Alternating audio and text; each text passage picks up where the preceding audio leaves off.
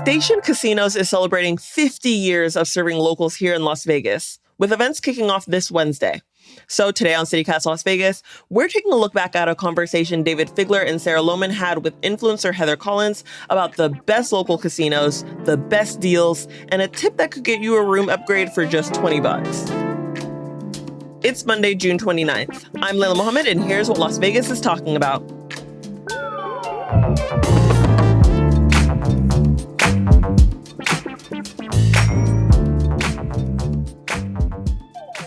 Heather, Dayvid. Okay, what defines a locals casino? Anything between like Russell, Las Vegas Boulevard, and then that Fremont, that is not a locals casino. Okay. Sorry. I know I mean, you're going to ask different locals and different locals are going to say what they want. And they would say that Fremont is totally the Las Vegas Boulevard for locals. But fair. I feel like a true local casino is not anywhere near that area because guess what? There's still a lot of places on Fremont Street that you have to pay for parking. Yeah. It's out in the burbs. Out in the burbs, free parking. Okay. Yeah. Figler, what can you add to that definition? With one big fat asterisk, I would agree with Heather. I would also say that a locals casino is, I mean, they do come in all different shapes and sizes. Some are part of a monster corporation. Some are a little bit more mom and pop. Like some of them are really, really tiny. And we'll probably get into some of the nuance because some of them don't even have table games. Some do. I think we need to distinguish what is a slot parlor versus a locals casino like Dottie's. A slot parlor? Do we still even have those? Like Dottie's. And the ilk. I mean, Dottie's isn't What's alone. The other one? Jackie's or something? There's so many of them. Honestly, Jackpot Joni's, I think is what you were thinking Jackpot Joni's, of. Yeah. There's a ton of them. And there's a lot of bars that have, tons of slot machines too, like the PT's chain. I mean, so there's a lot of distinction. So I would say that they are, number one, places that cater to the locals crowd, probably more than they do the tourist crowd. And also, like Heather said, that are kind of convenient in the neighborhoods that aren't on the strip. And my big fat asterisk is the El Cortez. It's on the end of Fremont Street. It's a real hybrid. If Arizona Charlie's is a locals casino, then I think El Cortez is a locals casino too. We could argue about it, Heather, whether it is or isn't. I'm going to fight you right now. That's fine. I think it's the only one. I think it's the only one that's on Fremont Street that considers Tell me why, Heather. Because it's on Fremont Street. You still have to pay for parking. Like in my mind, a locals casino is in the suburbs. It's not paid for parking. Can locals go enjoy El Cortez? 100%. Am I as a local going to go hang out El Cortez on a random Tuesday? No, I'm probably more often going to go to like an M Resort, a Durango casino, a Red Rock casino. David, because you can walk there. That's the difficulty to get to is where I'm like, I draw the line.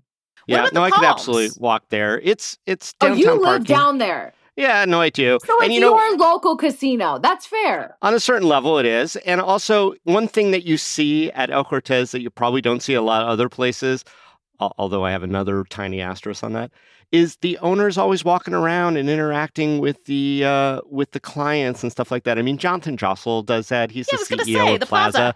But really, the group that does it, and then, the family that has owned El Cortez for a really, really long time, they take a lot of pride in ownership and are around there and are really trying to cater to a more, look, they also do tourists. It's a hybrid.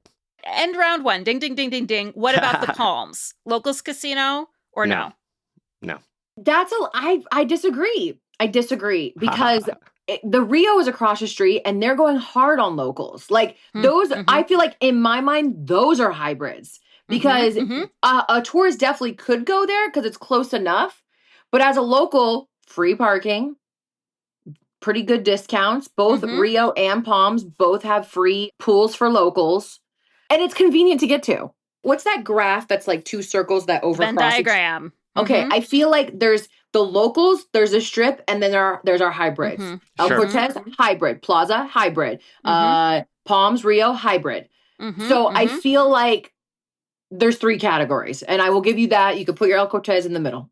Yay! Okay, so what are your favorite locals casinos and why? Okay, so Durango's my new favorite one because it's literally 10 minutes from my house. I can't wait for their expansion because I heard they're going to put a lot more stuff because obviously right now it's pretty much gambling and food. And that's it. Another casino that I am starting to really, really love. Wait, for why locals, do you like Durango? Because they just have really great, like their food court is probably one of my favorites. Mm-hmm. Because you could go there with someone and you're each gonna find something you absolutely love. I actually did a video where I went to each food court restaurant and spent $20 to show you what is your best bang for your buck. Mm-hmm. Herb's Burgers at Durango was probably the best bang for your buck, and it was the best. But obviously the ice cream shop doesn't count because ice cream was not $20. But I will buy $20 worth of ice cream, no problem. But I just love their food court, and I sometimes, like, right before I have to start work, I'll just run in over their food court, and convenience, obviously, run in, grab some food, and leave, and now I'm out of there within 10 minutes. Like, it's great. Okay, Dayvid, what's one of yours, and then we'll come back to you, Heather. Okay. Dayvid, what's one of your faves local casinos and why? Oh, Cortez. Well, of course I like El Cortez. I'm often spotted there. I do like the Eureka. I like that it's local owned and the people who work there forever. It's kind of an elevated slot parlor in a lot of ways. They don't have table games there, but they probably got upward of 200 slot machines, if that's your thing. They do lots of promotions and things like that. They have a really cute bar in the middle. I think that the highlight, though, of Eureka, other than being also in walking distance from my house, is they have the cutest little restaurant there, Fat Choi. And used to be part of a storied group, but still, the food there is really excellent. It's a fun place to kind of meet up with friends. We'll go over to Fat Choi, and it's a tiny place, but it's very doable. It's kind of off the radar, and like I said, more than a slot parlor, less than, like a Suncoast or a Orleans or something like that.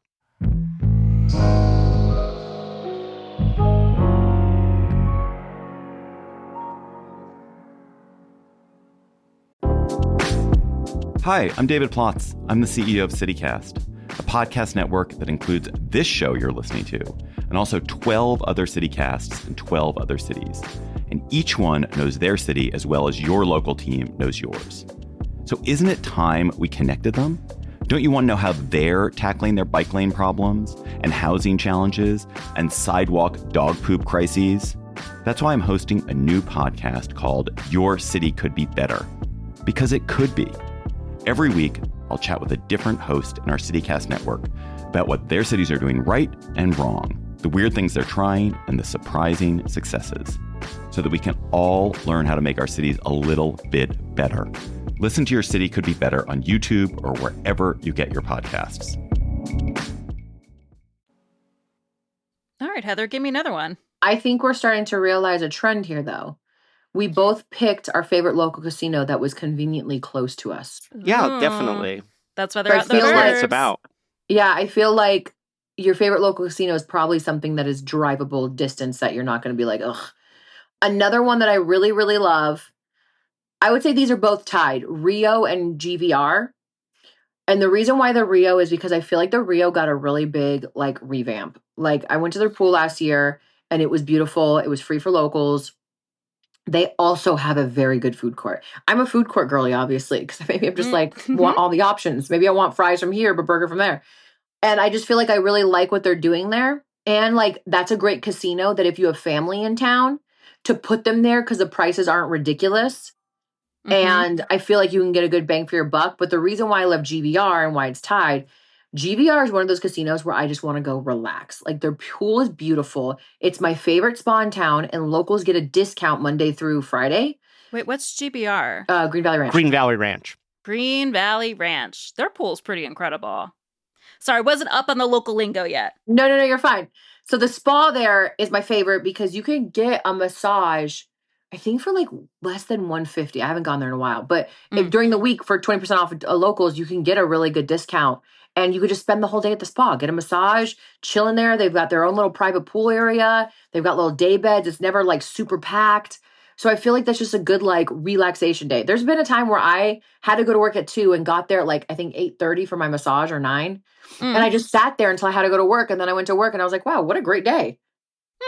A little resorty. I'm going to throw one more in there, Sarah, because Yeah. I think it's strip adjacent. But I want to give a shout out to Ellis Island as far as a locals casino. I was wondering about Ellis Island as a locals. It's more. I would put that more in hybrid land as well, just because Definitely I think it's a lot of locals tourists that are go like, go there. get that barbecue. You know? Yeah, barbecue. I mean, they have karaoke night, which is so quaint for a casino in 2025, but it is banging there. I mean, it's every night people go. They're doing a big reno there. They finally made peace with F1. They are the best place to go see it. So people who are regulars at the Ellis Island get invites to go to see the F1 Zoom Zoom by. Cool. I didn't know they had beef and now they are good. Oh, they had big beef. There was a lawsuit beef because they were cutting off access for employees and customers to get in and out. But I think that they squashed. I think it's been squashed. But That's year good. one, they set up a lot of the viewing areas up at Ellis Island, and I know that they gave out stuff to their loyal customers.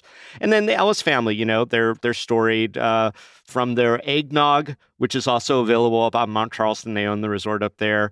To, you know, community involvement and stuff. You know, that's kind of what I like about the locals is that you get a little bit further away from the kind of corporate branding of the, you know, they're all family names that are known to Vegas. You know, the stations are affiliated with the Fertittas.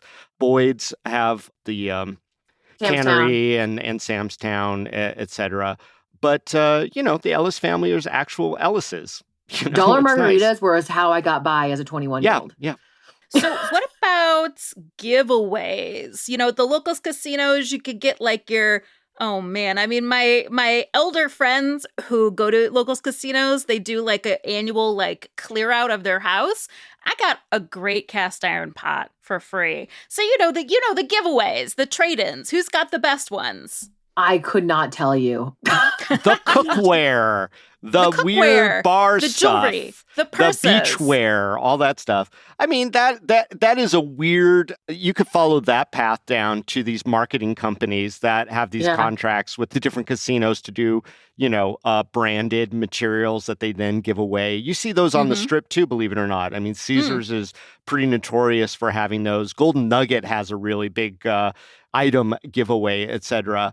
As far as like the best giveaways, you know, it's funny because if you're in a true locals casino, like say the Eureka, they just give you, if you're sitting at a slot machine, they just have random drawings and they just shout out your name. That's how tiny it is, right? They're like, whoever's playing on machine number 17, you just won $50 free play, you know, stuff like that. Oh, that's cool. Yeah. But I know what you want. You want swag.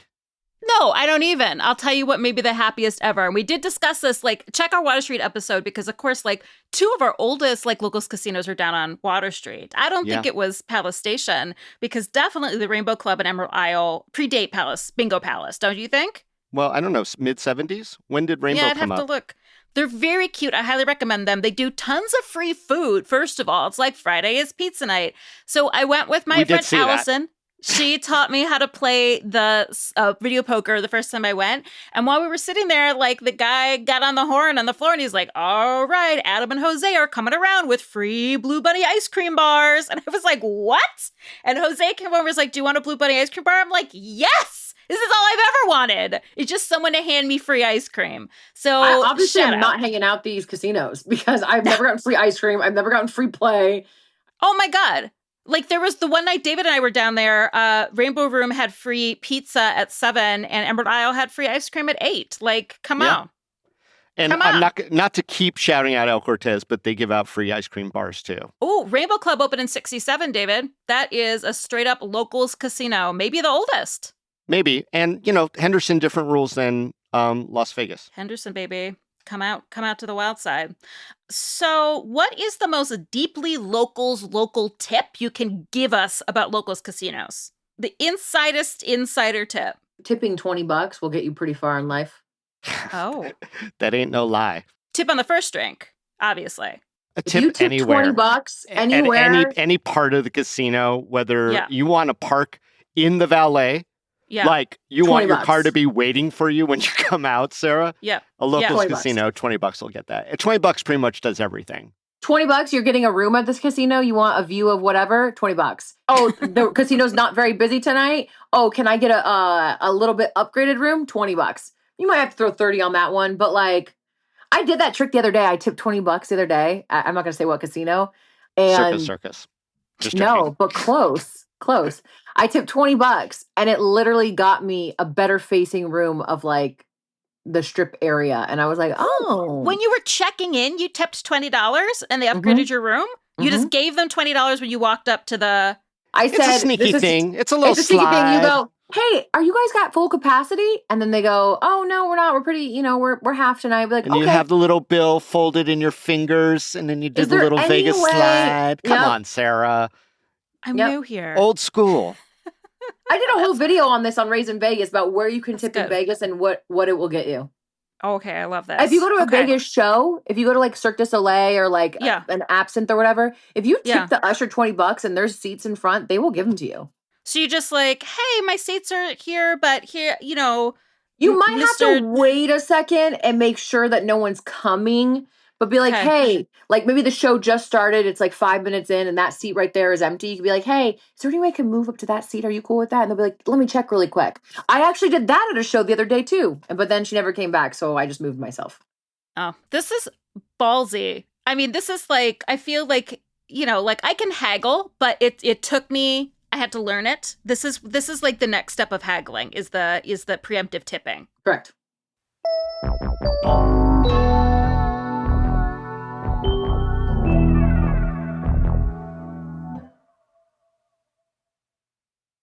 Figler, you got something for me? Keep your eye on the local casino entertainment because it's not stuff you're going to see on the strip.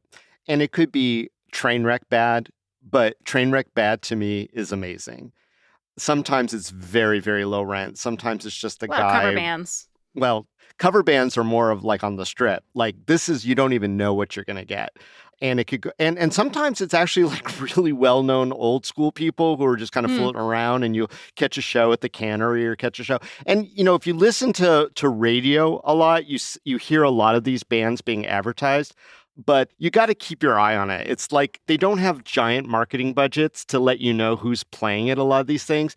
You could really catch some quality and or train wreck rate entertainment for a very, very, very low price. Who's the guy that sings "Take Me"? Eddie Money. I've seen Eddie Money at some of these local casinos, and I was like, no shit, Eddie Money, really? Although we can't see him anymore because he's gone to that, he cashed in those 2 tickets to Paradise.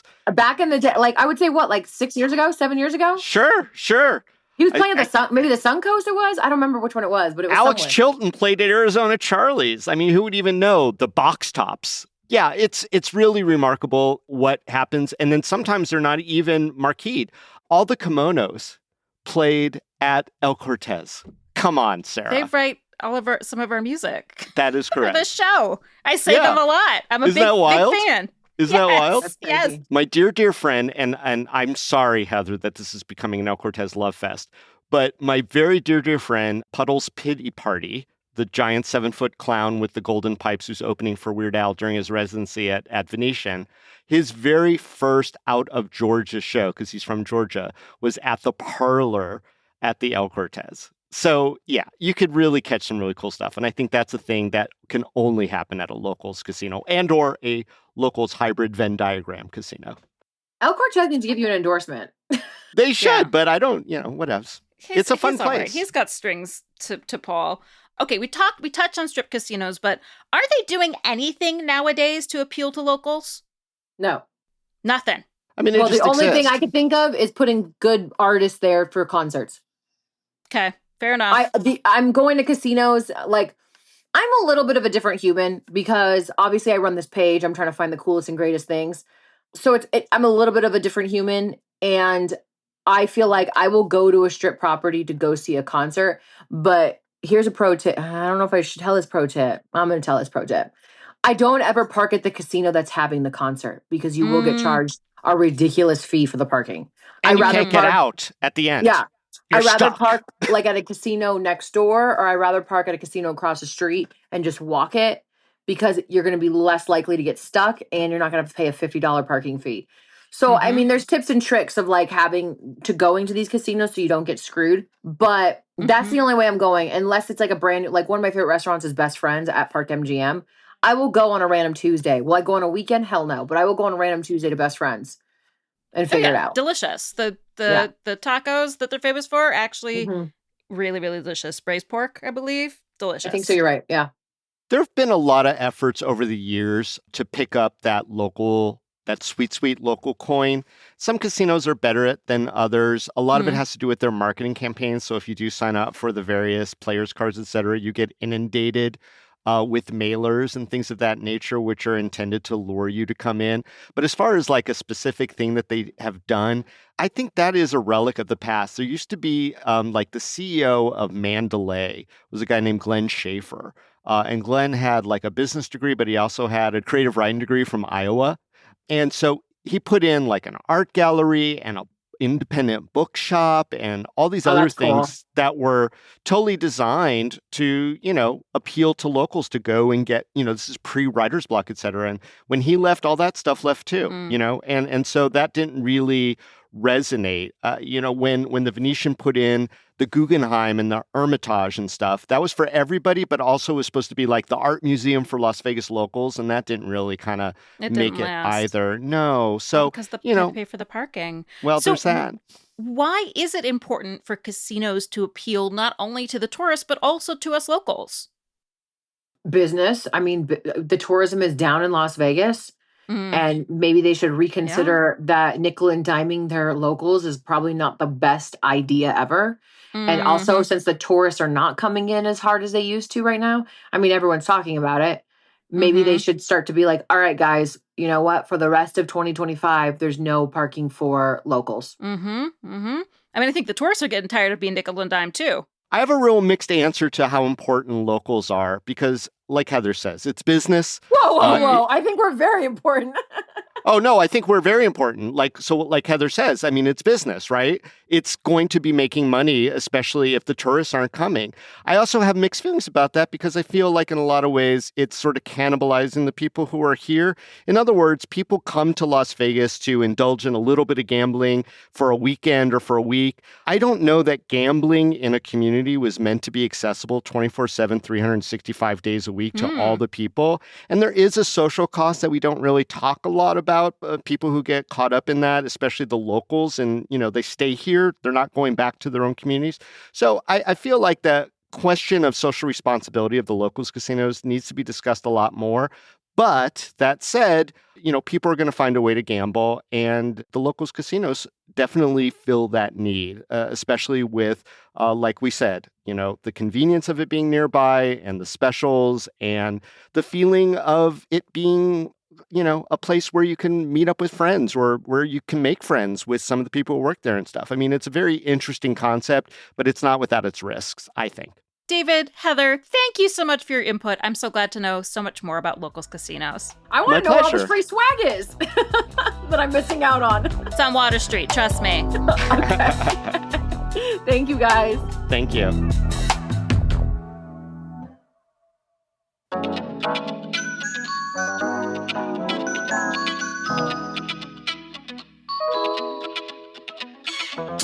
That's all for today here on CityCast Las Vegas. If you enjoyed the show, share it with a friend, rate the show, leave us a review, and subscribe to our morning newsletter.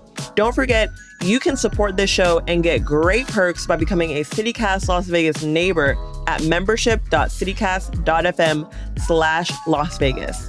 We'll be back tomorrow morning with more news from around the city. Take care.